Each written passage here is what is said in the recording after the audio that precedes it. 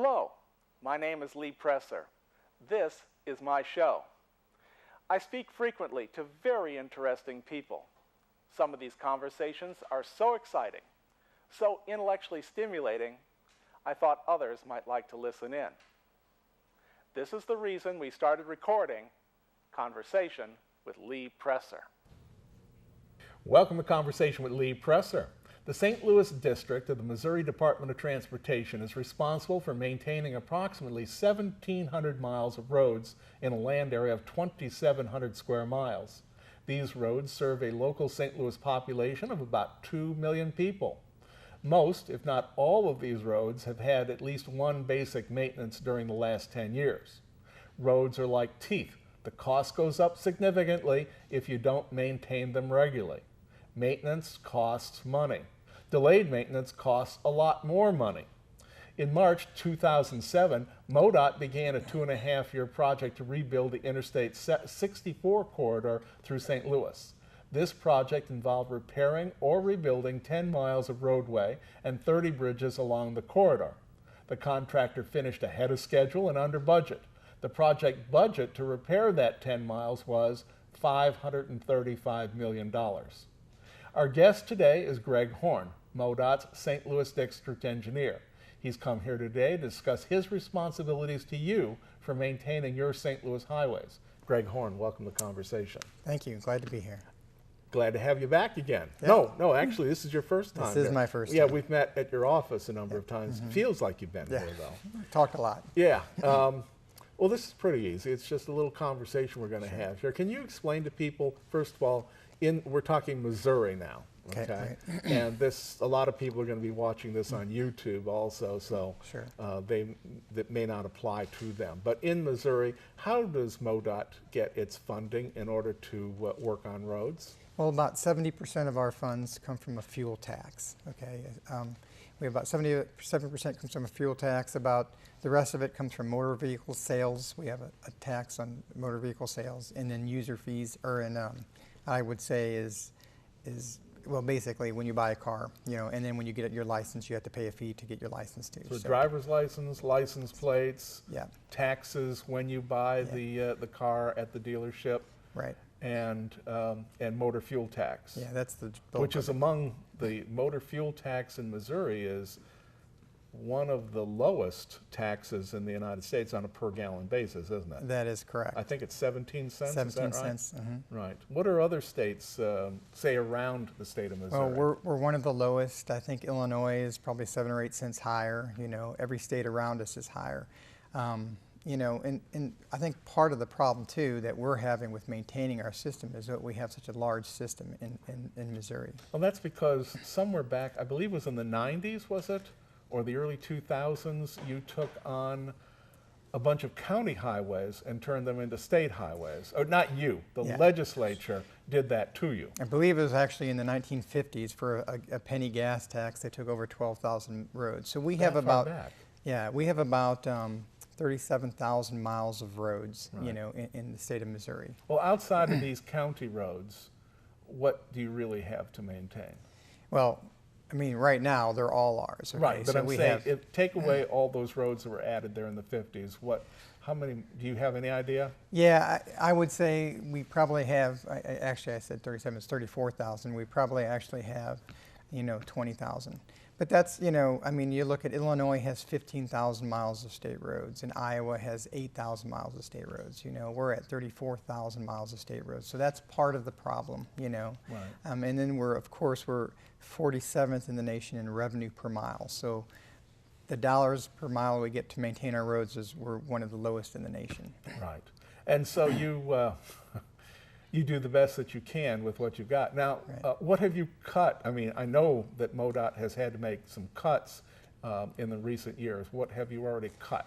Well, what fat have you cut out? Yeah, well, I tell you, we went through what we called the Boulder 5-year, about 3 or 4 years ago, and we reduced our staff by about 20% statewide, just with MoDOT. And that was really hard because, we reduced, we didn't fill a bunch of jobs, and we did some by attrition, but we actually had a point where we ended up after 4 or 5 years going through reductions, You know, we had to lay some people off. And we also sold a lot of equipment. You know, we sold 35 buildings. We used to be 10 districts, and we combined that into 7 district offices throughout the state. So that's pretty hard when you had you know, since the beginning of time, we had a district office in some of these cities, and you know, like Macon and stuff, and now we had to reduce that and move that to combine it with some others. So it was tough, you know, and what's happened now, it's made it a lot harder for us to maintain our roads because we cut people, and like we use a lot of those people for snow help. And so we have all the way down to our engineers are plowing snow and things like that now just to keep up. And we hire. I was going to say that I was looking at your website this morning prior to this interview, and I noticed that you're hiring temporary help for the winter. I mean, right now it's like August 9th, that's today. But in the winter, whenever that starts and the snow comes, you're just using temporary help, not even regular workers to come and plow. And that's really affects all the drivers in the state. Right. Well, the reason that we're hiring temporary, all of our people are plowing, and we don't have enough. You know? So we have. You have cut that far that you've cut the guys that actually plow the snow. Right. And in the St. Louis region, we're trying to get like 75 to 100 people just to help us through the snow season, and we're hiring them now. In July and August is because we have to get them trained, we have to get their CDLs, and we have to get them trained on the equipment to be able to go out there and plow during the winter. Now, we use them for other things, they're called seasonals, and we use them, you know, once we get them on board, we'll use them to help our maintenance forces, but we really hire them through the winter, and then, you know, come next spring, then we usually let them go and start the whole process over again. Are you one of these guys capable of doing that? Yeah, what, plowing snow? Yeah. I do not have my CDL. Ed actually had his CDL. You have to have a CDL That's Ed driver's Hassinger. license. He's the head He man is the of all chief of engineer, MoDOT. and he actually got his CDL. So Yeah. I have not. I'm usually in the office looking at the screens, talking to the people on the radio, making sure everything is going right, finding out what's going on, talking to the press and stuff like that. Right. So there was some discrepancy about your budget numbers for a while there. At one point, it was pointed out you were in like the middle 300 millions for an annual budget, and then all of a sudden, well, it was an elected official that I know came to me and said, "Hey, it used to be here, and now they're saying like 800 and something million dollars. What's going on here? Sleight of hand or what?" Okay. So, briefly explain to people how you went from 3 to 800 million budget. All right, let's start back a little bit farther. We were at $1.3 billion when we were doing per year when we were doing projects like the Mississippi River Bridge and Page Avenue and 141, and those big, you know, the Boone Bridge. Those were funded when we were doing $1.3 billion worth of work a year.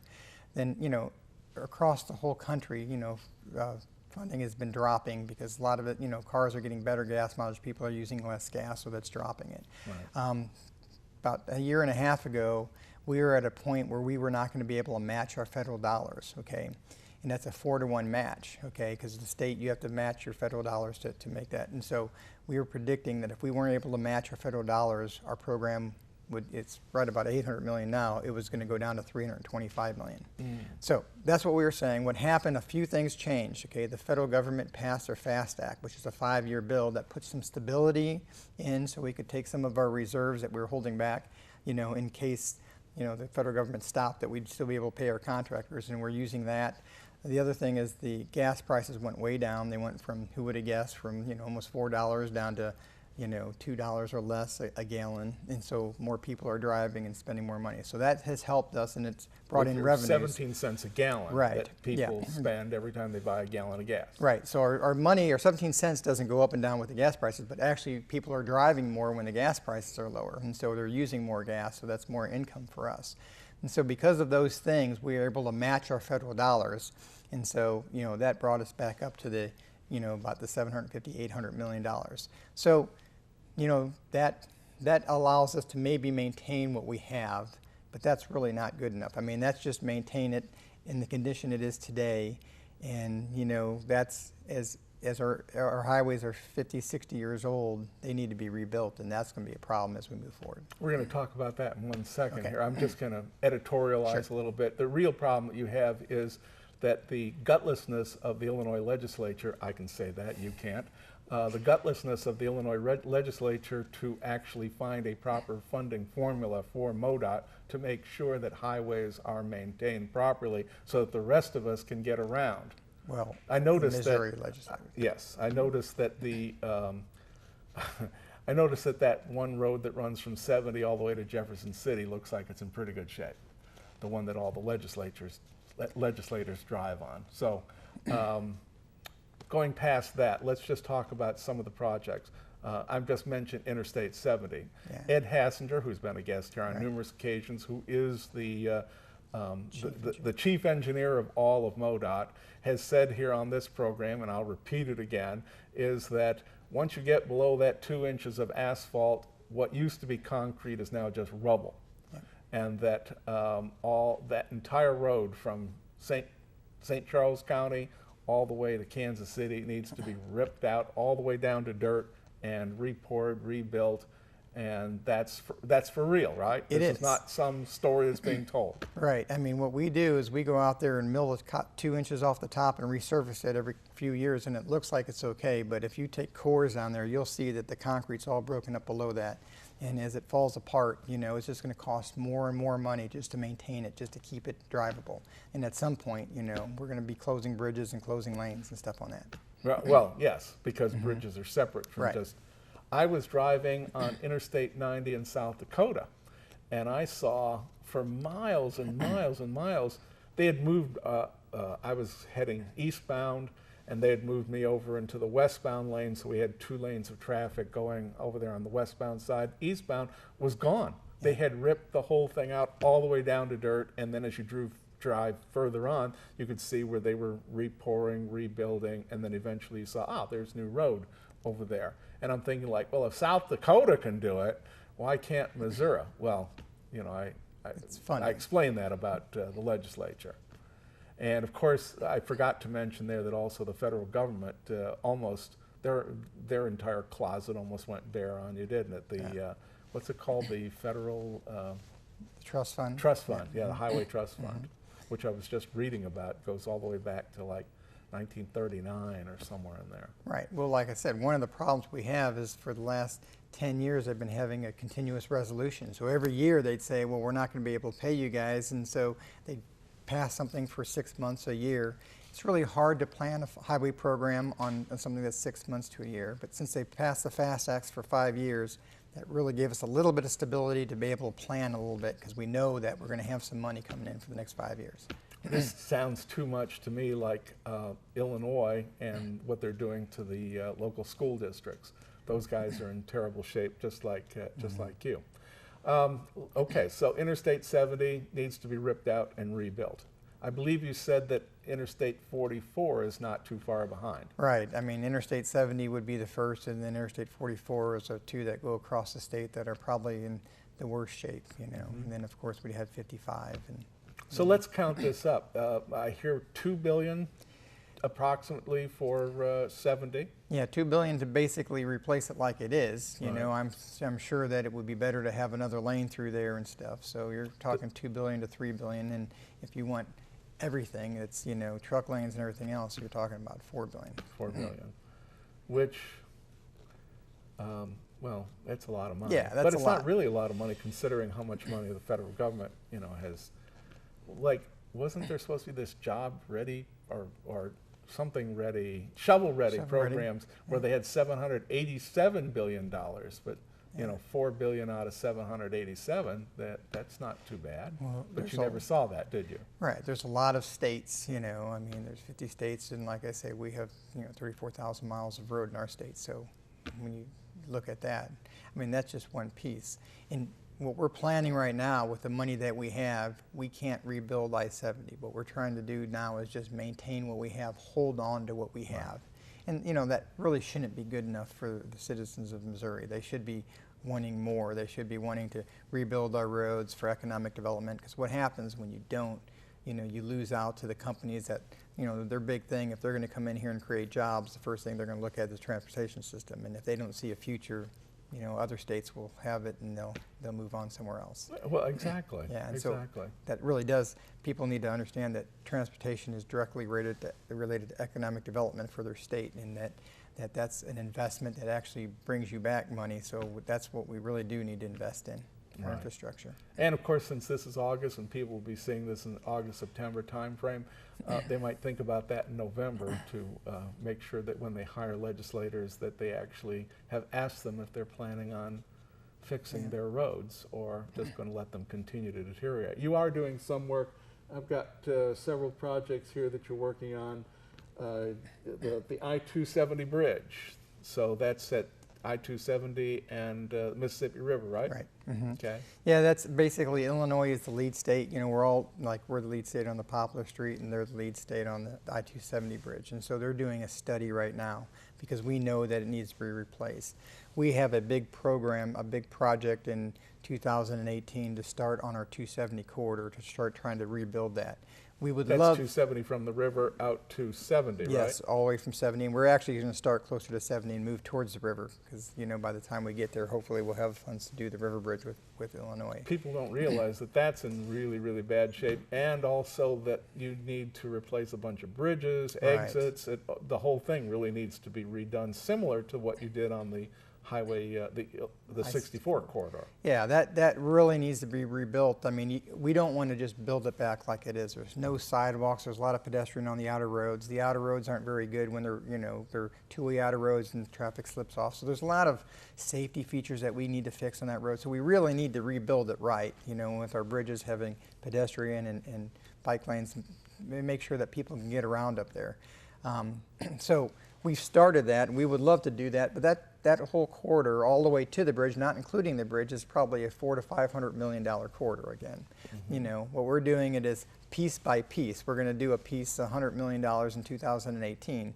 We would love to be able to do what we did on I-64 and do the whole thing at once and get it done quickly, but you know, we just don't have the funds to do that. I guess now is a good time to have you explain to people how do you think these things through?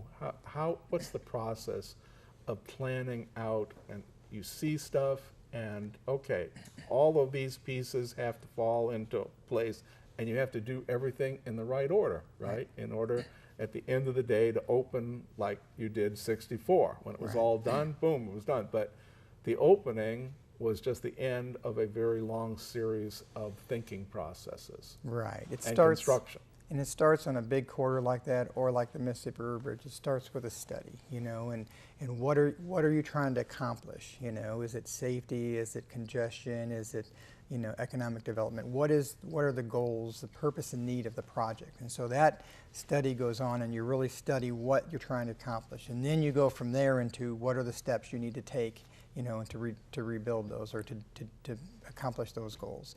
And during that time, you have a series of public meetings and stuff because, you know what, we are public servants, and so what I've learned over my 30 years with MoDOT is that has been very helpful because they'll tell you, here's what's important to us, and then so we try to work those into our project. I think that's an important point you just made. We had this conversation, I don't know, a number of weeks ago, and you said some things that like caught my attention. Where what you just said is that you think as an engineer you know what's best, and then all of a sudden the public will come in and say, well, what about this? And then you go like, oh wow, yeah, he's right or she's right. Yeah, here's what I would say about that is many years ago, and probably all the DOTs were like that, you know, the thought process of, well, we're the engineers, we know how to build it right, you know. And you do. Well, you really yes, you do. But we know what we need. But I think we always get a better project when we have public meetings, you know, and we talk to the public. And you're never going to please everybody. There's no way, but you're going to find out what are we looking for in this project. And then you really end up with informed consent because you say, here's the money that we have. You know, we can't give you everything you want, you know, because this is what. So what is the priorities? And so we learn a lot from the public because you know, there's just a bunch of projects I can talk about that over the years we've actually, you know, in the end result when we're done, we have a much better project than when I started thinking about what we're going to do. I'm like, yeah, this makes a lot more sense and it's more accepted by the public. Well, you also do have people who, for lack of a better term, are whiners. And they don't want change. They don't want, like for example, I remember when you were first planning Missouri 141, from over near, what was it, 64 over to all the, well, To 70. you were building out from there, especially all the way over to, what was it, to Page. Okay, yes. And there were people who, no, not in my backyard, right? Yeah. I mean, and you're going to... But you won the day. Yeah, but I would say that we had a series of public meetings, and just look at Page, for example, the bridge over Creve Coeur Lake, that was a big issue, and that bridge is very, that was going to be intrusive and everything else, and we've designed that thing so you don't even notice, I mean, the walls are taller and stuff. When you're in the lake, you don't even notice the bridge going over the top, when it could have been a lot worse. And so there is a lot of things that we've gained from those. Sometimes it feels a little bit, frustrating for us, but in the end we end up with a better product. What's with these walls now? I mean, it didn't used to be when you built an interstate that you also put walls up along the walls. What's with that? Well, I have to tell you, that's probably the most controversial thing and the biggest issues that we have, because we always do sound study if we're adding any lanes to a highway, okay? And it makes sense, we need to do that, and you want to be able to sit in your backyard and talk, right?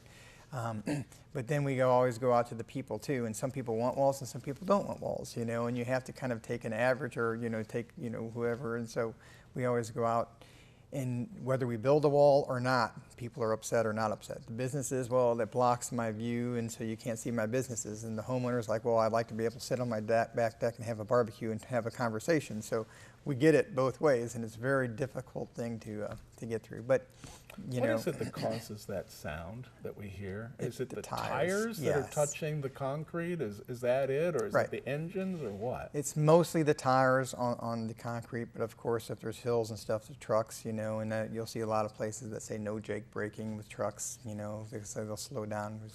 They use their gears. engine yeah. to slow the truck down. Right, but it's mostly the tire noise is what is pretty constant.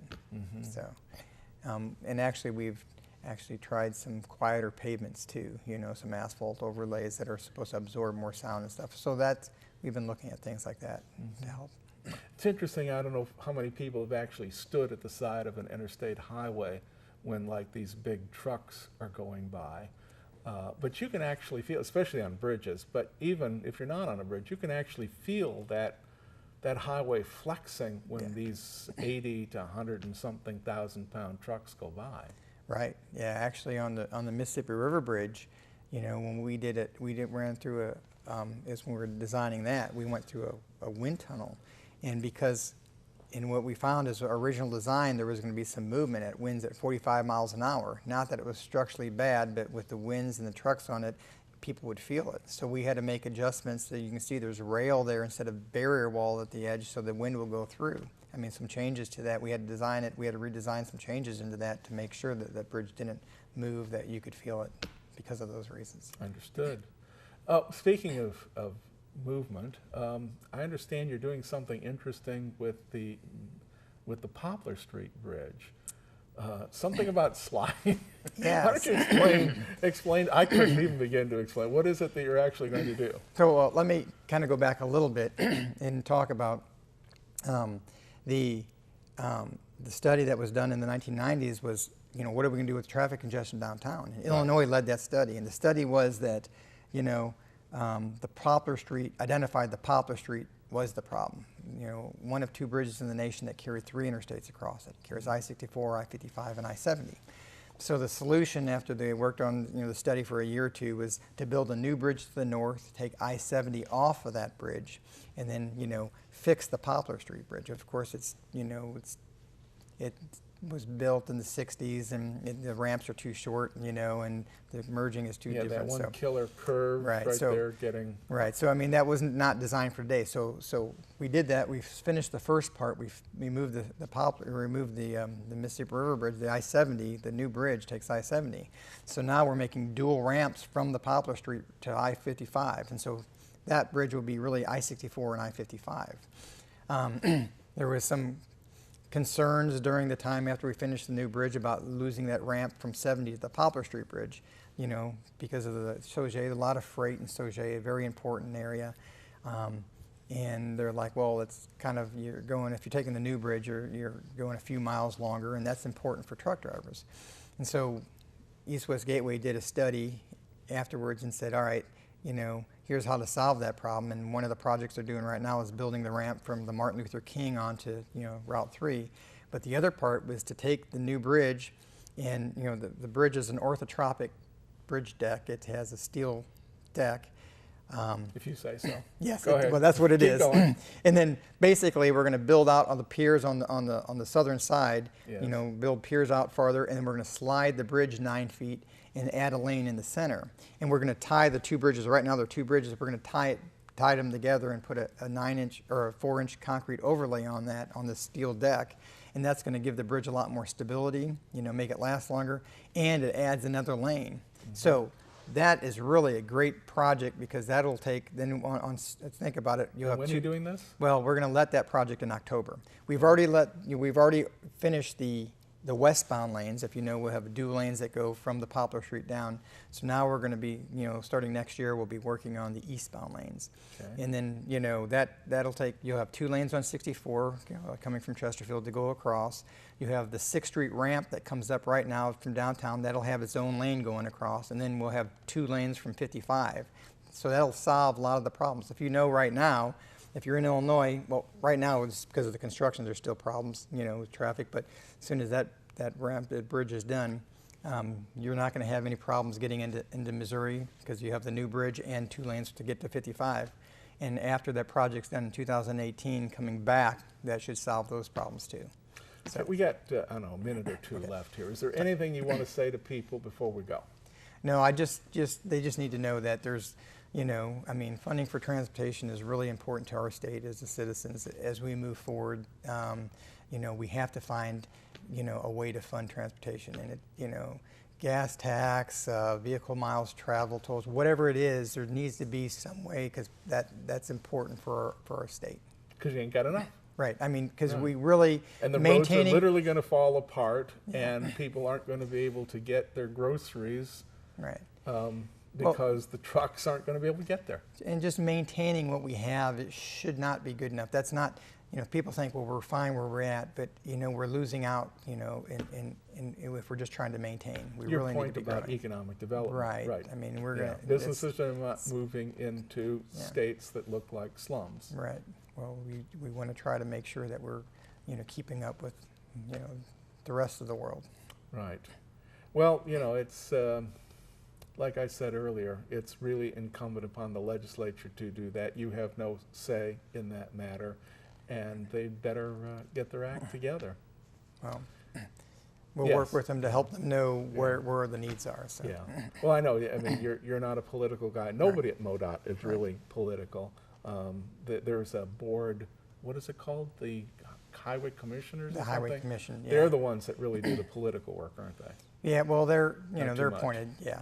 They're really not. They're appointed by the commission just to set our direction, and so. Okay. Well, thank you so much for coming and being with us today. Very much appreciate your being here. And to the audience, I've been speaking with Greg Horn. He is the St. Louis District Engineer for the Missouri Department of Transportation. We've been talking about the difficulties that MoDOT has been having in maintaining its highways. We're going to be uploading this to YouTube so that you can show it to your friends if they've missed it. Just go look Conversation with Lee Presser and Greg Horn. Thank you. See you next time.